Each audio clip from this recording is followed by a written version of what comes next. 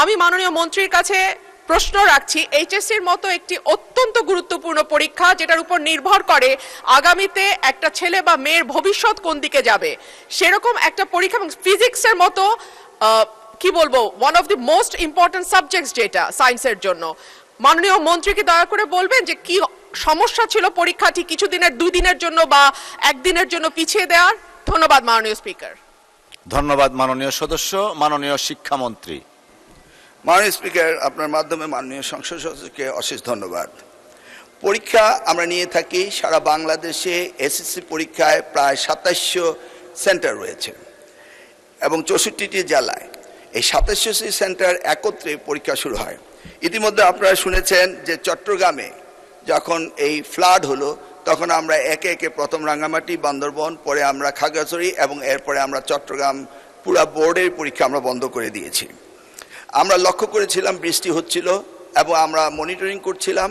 সেই সাথে মনিটরিংয়ের সময় আমরা 64টি জেলার এসপি এবং 8টি বিভাগীয় কমিশনার এবং প্রত্যেকটি বোর্ডের চেয়ারম্যান, ইউনো সকলের সাথে আমরা কথা বলেছি এবং ওয়েদারম্যান আমরা ব্রডকাস্টিংয়ের জন্য তাদের সাথেও কথা বলেছি।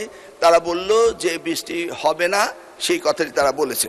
বিকেল 5টা পর্যন্ত আমরা বসে থেকে সিদ্ধান্ত নিলাম যে সকলেই বলল যে ওয়েদার ভালো হবে, সেই জন্য আমরা পরীক্ষা রেখেছি। সকালে ঘুম থেকে উঠেই দেখতে পেলাম কুমিল্লা সরকারি মহিলা কলেজের মাঠ পানিতে ভরে গিয়েছে।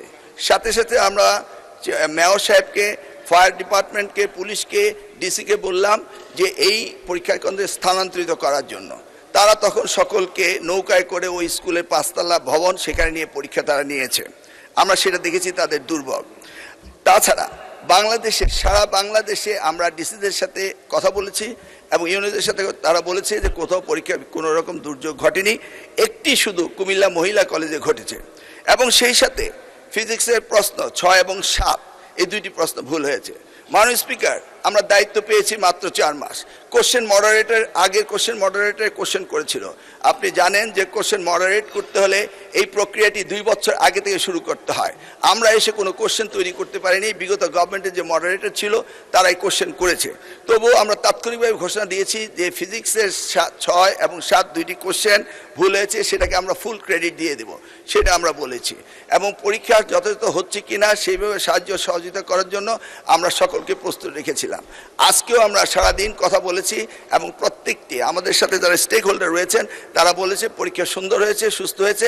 একটি জায়গায় শুধু কুমিল্লা সরকারি মহাবিদ্যালয়ে এই ঘটনাটি ঘটেছে।